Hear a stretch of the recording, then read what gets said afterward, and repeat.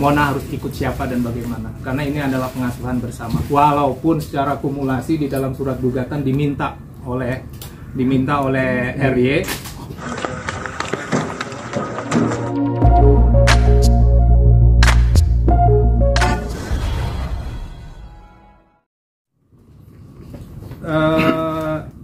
Tengku Rian ini adalah public figure, dan kebetulan sekali istrinya juga adalah public figure yang menjadi perhatian semua media. Jadi ada baiknya mungkin persoalan-persoalan yang menyangkut rumah tangga memang idealnya sih diselesaikan oleh pihak keluarga di internal sendiri. Tetapi terlepas daripada itu, Tengku Rian selaku suami tentunya setelah berupaya, saya pastikan telah berupaya dan terus menerus coba berusaha untuk bisa berdamai, merangkul kembali, mengangkat kembali istri dan anak-anaknya, maksud saya.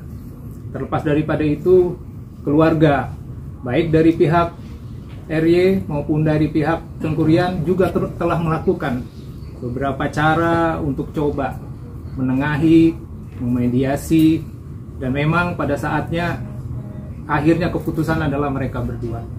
Dan kalian juga tahu bahwa gugatan yang diajukan adalah dari pihak RY. Dan fix kami diminta oleh klien kami Tengku Rian untuk bisa menghadapi persoalan ini dengan sebaik-baiknya, dengan usaha bagaimana caranya agar tetap bisa bertahan dan rujuk kembali. Pernyataan ini perlu kami sampaikan karena di luar sepertinya disampaikan bahwasanya klien kami tidak ada usaha, tidak apa. Karena usaha-usaha yang dilakukan oleh Tengku Rian tidak akan bisa kelihatan terus oleh kita gitu, ya. Jadi itu yang perlu digarisbawahi. Kemudian terkait dengan soal-soal lain di beberapa media yang banyaknya istilahnya itu pendapat, kemudian komen dan hal-hal lain yang terkait itu, kami menyikapinya dengan bijaksana dan itu merupakan semua nasihat. Dan kami juga tidak bisa istilahnya mengkanter semuanya, karena biar bagaimanapun juga Rian ini adalah sosok suami yang punya tanggung jawab terhadap istri dan anaknya. Dan ingat, usia perkawinan mereka itu baru 2 tahun. Sudah dikarunia anak yang alhamdulillah sehat walafiat, dan sampai sekarang Rian pun juga berusaha terus bagaimana caranya keluarga ini tetap utuh. Isu-isu di luaran yang sebagai itu ya nanti berkembang aja, silakan kalian tanyakan. Saya selaku kuasa hukum betul-betul fix akan memperjuangkan di meja pengadilan, tetapi di luar itu kami akan berusaha. Nah, ini pada kesempatan baik ini juga kami meminta, karena kami sudah datang, sudah tampil, mudah-mudahan dari pihak sebelah, apakah itu keluarga ataukah tim pengacara hukumnya juga dapat berkolaborasi dengan kami untuk tetap mengedepankan musyawarah dan mediasi sebelum tanggal 19 Februari yang akan datang. Jadi begitu ya rekan-rekan ya.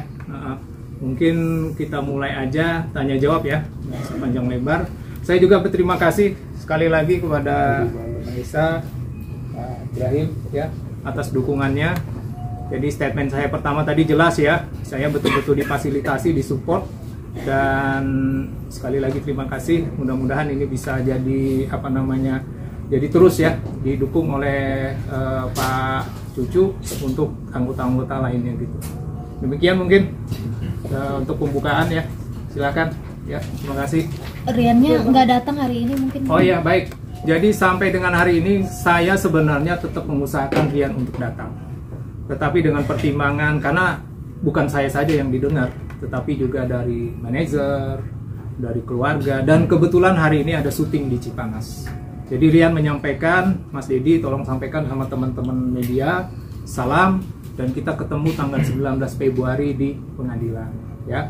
Tetapi sebelum tanggal 19 kita lihat perkembangan ya. Mudah-mudahan ada hal-hal yang memang patut kami harus sampaikan kepada teman-teman, pasti akan kita hubungi. Pak Dedi, ya. Mungkin langsung aja, Rian dan RY ini sudah lama pisah rumah itu kapan, dan bertengkarnya sejak kapan sih? Karena kan melihat baru 2 tahun ini mereka berumah tangga ya, gimana Bang? itulah kalau ditanyakan mengenai pertengkaran, kita tahu sendiri kalau di rumah tangga bertengkar sih biasa ya sebenarnya ya, kita maklumin ya biasa. Saya sama teman-teman pengacara bertengkar ya udah biasa, habis itu baikan lagi. Jadi memang kalau umpamanya dibilang sudah lama bertengkarnya kapan apa segala macam, ya kita nggak bisa menetapkan waktunya kapan gitu. Tapi memang nggak pernah kelihatan mereka bertengkar secara benar-benar vulgar apa segala macam. Karena saya rasa saya tidak perlu menjelaskan sosoknya Rian itu seperti apa. Bukan laki-laki yang betul-betul gimana ya, emosian, temperamen atau apa gitu ya. Jadi dan satu hal lagi Mbak, kalau kapan meninggalkan rumah, ini memang salah satu upaya Rian sih. Upaya Rian untuk bisa mengerem, biar bisa area juga lebih nyaman mungkin di rumah, jadi dia mengalah dalam hal ini. Jadi tidak ada yang meninggalkan, tapi ini hanya pertimbangan ya biasalah. Biasanya Mbak memang kalau ada prahara di rumah tangga ada baiknya berpisah untuk saling masing-masing introspeksi diri ya. Tetapi setelah itu akan bersatu kembali. Ini tinggal situasinya, dan jangan lupa keduanya adalah orang-orang yang sibuk gitu loh ya. Orang-orang yang sibuk. Itu mungkin. Berarti belum diketahui. Tapi komunikasi Ricis dengan Rian masih baik apa seperti apa Bang sekarang? Sampai dengan tadi malam saya perhatikan di WhatsApp masih WhatsAppan mereka. Iya. Masih WhatsAppan. Kalau telepon mungkin tidak, mungkin telepon. Tapi WhatsAppan terus. Aku mau ajak Mona keluar, gimana? Kamu apa kabar? Gitu ya. Biasalah gitu loh. Ya memang sih tanggapannya sih agak sedikit ini ya. Menurut saya sih ya biasa aja lah gitu loh. Kalau kita kan sama istri sama anu kan sayang di mana gitu ya kan, ya itu hal-hal itu mungkin belum lah, perlu waktu buat mereka berdua. Berarti masih serumah ya Bang? Terkait yang lagi penyiksaan dan nafkah batin itu seperti apa sih Bang, yang pernyataan dari kakak iparnya sendiri? Oh itu ya, nafkah batin ya 2 tahun nafkah batin. Mona umurnya berapa sekarang ya? 1,5 tahun ya. Ya kalau nafkah batin inilah saya tuh mesti hati-hati nanggepin apa nama yang di luaran ini, dianggurin setelah melahirkan ya. Nah itu tuh mesti hati-hati kita, khawatirnya itu bukan dari apa namanya hati yang paling dalam oleh RY. Jadi kata saya menasehatin Rian untuk lebih bijaksana menanggapi itu. Artinya kamu pun juga harusnya bisa wise, bisa bijaksana, bisa mengajak lebih pelan. Mungkin ya Area mungkin belum siap mungkin untuk di ini, makanya bicara seperti itu kan mungkin juga itu kode atau tanda-tanda gitu loh. Jadi yang jelas klien saya Rian menyatakan tidak benar bahwanya dianggurin. Karena kalau lihat dari jejak digital banyak sekali kebersamaan mereka yang perlu kita tanggapi dengan benar, bahwasanya itu ya mungkin harus ditanyakan kepada yang bersangkutan kembali ya gitu loh. Itu lagi yang perlu digarisbawahi gitu loh. Jadi jangan diambil ujungnya aja gitu loh, dianggurin dan lain-lain gitu loh. Jadi nggak ada persoalan yang ini sih. Dan Rian itu sehat walafiat ya, nggak ada isu-isu diagnosa apapun ya gitu loh. Dan dia sangat menjaga kesehatan dia. Berarti masih Bang masih serumah kan Bang Dedi? Masih serumah kan? Kalau serumah sudah tidak. Dari kapan Bang? Dari kapan? Dari kalau Rian bilang sih setelah pulang dari umroh.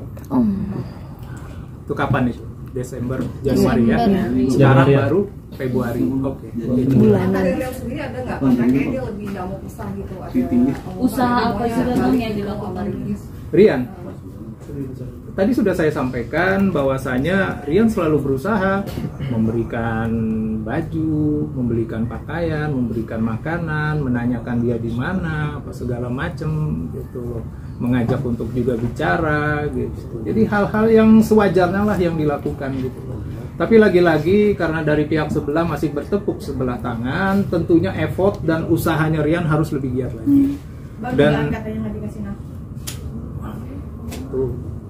Itu perlu saya garis bawahi, itu tidak benar sama sekali ya. Rian itu orang yang sangat bertanggung jawab dan menjaga marwahnya ya. Jadi tidak benar sama sekali Rian itu tidak memberikan nafkah.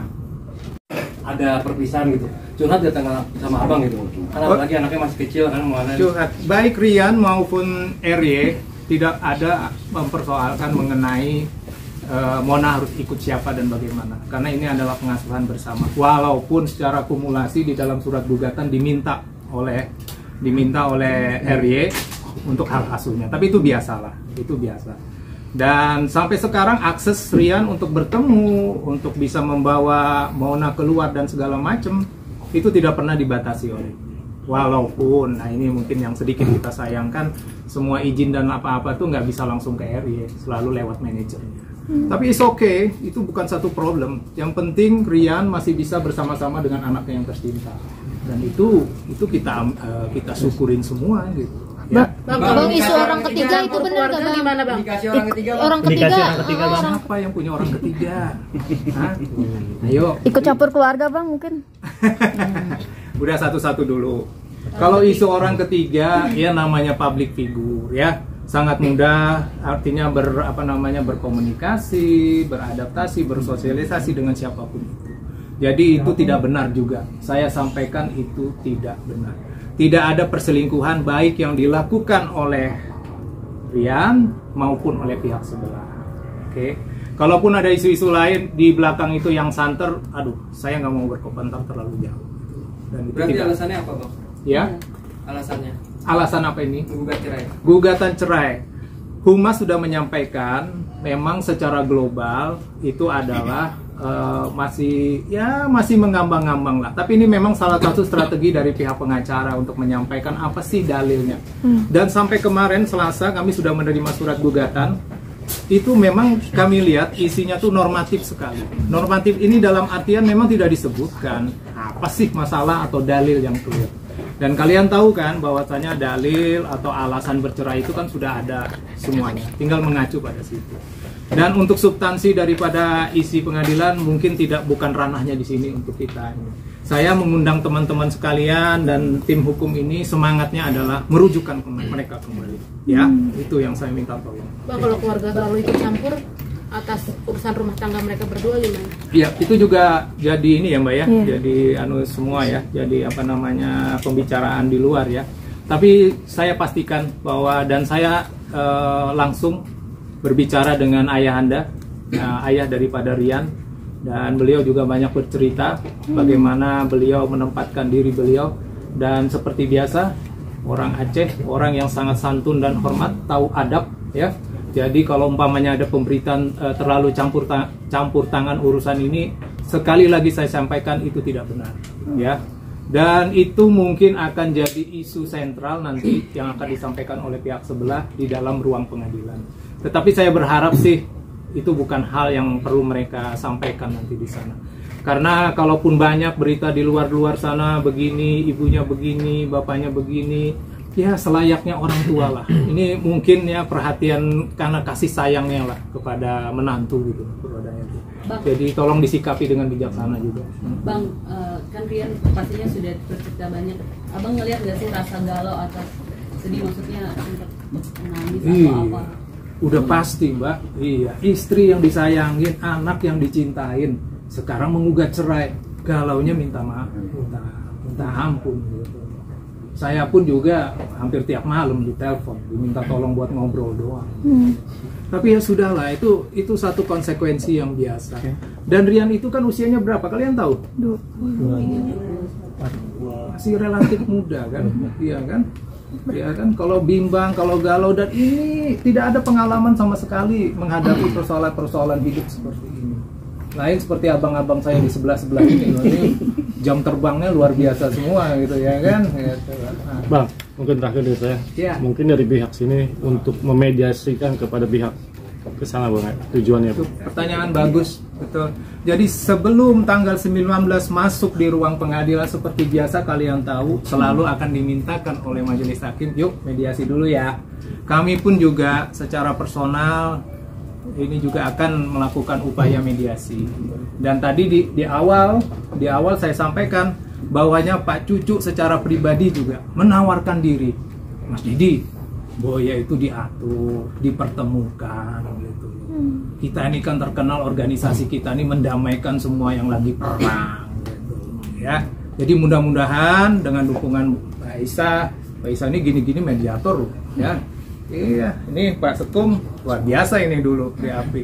Jadi inilah salah satu bentuk usaha kami gitu loh untuk memperkembangkan. Mudah-mudahan gayung bersambut, karena biar bagaimanapun kami juga punya etika, punya elegan. Kalau kami sudah menawarkan, kemudian sambutannya dari pihak sebelah mungkin agak sedikit berbeda, ya kami bisa memaklumin gitu loh. Karena masih ada wilayahnya nanti di pengadilan kan. Nah, Bang, udah sempat ngobrol mungkin sama lawyer sama pihak Sebelah. Sudah ada dipilih belum cuy? Kalau nama kami ngetahuin ya, tapi kalau nggak salah nih tim daripada Desta sama Natasha dulu kan, ya gitu loh. Jadi kami sampai sekarang ini, dan tolong dibantu ya teman-teman wartawan kalau punya nomor telepon atau apanya bisa diberikan kepada kami. Karena memang sampai hari ini kami hanya tahu nama dan belum menghubungi secara personal. Oke, Bang, Rian sendiri untuk keluarga